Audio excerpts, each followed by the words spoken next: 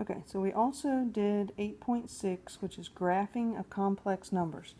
Graphing of complex numbers is a very simple process.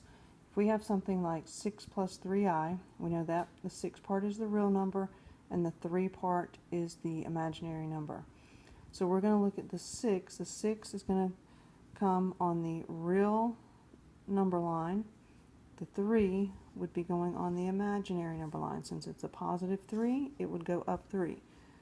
If it was a negative 3, it would go down 3. If this 6 was a negative 6, it would go here to the left. So the real number system is like on the x-axis.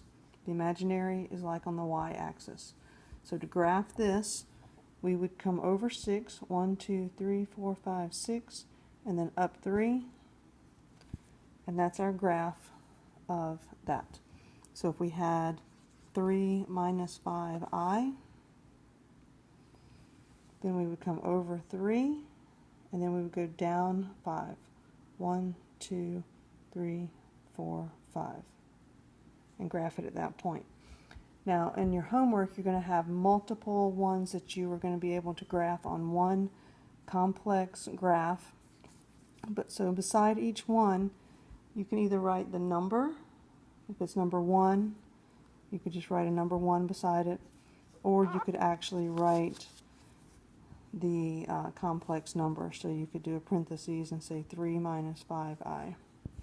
And up here you could do 6 plus 3i. It might be easier just to do the number of whichever one you're graphing, in case you ended up graphing in these regions where you wrote that kind of large and it would kind of get in the way. Okay, so then the other section or the other part in 8.6 is we're dealing with the absolute value. Now, the absolute value is basically going to be looking like the Pythagorean theorem. And if you remember what that is, c squared equals a squared plus b squared. If you remember, the complex number system looks like a plus bi. So whenever we have an example of something like we want to find the absolute value of 3i, we are going to look at what's on the inside in this format. So since there's no real number, that's going to be a 0 plus 3i. Then we would end up plugging this 0 in for the a and this 3 in for the b.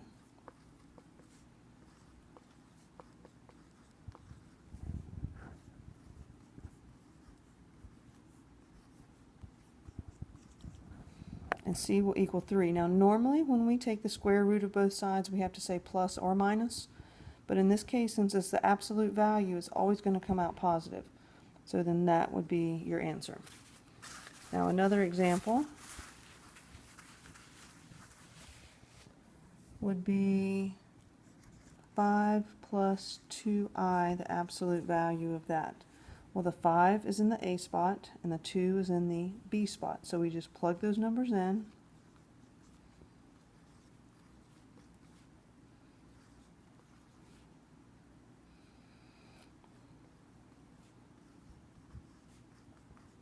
And solve for c. So we will take the square root of both sides. C equals the square root of 29. And since that can't be broken down any further, that will be our answer. And again, it's only the positive part of it since it is the absolute value. Now, if you have any questions on 8.5 or 8.6, let me know, and I will record a small video and upload it, so hopefully you will be able to understand this. Also, I sent you a text to say that the problems that you're doing on the chapter review as well. So I look forward to seeing you on Wednesday. Bye.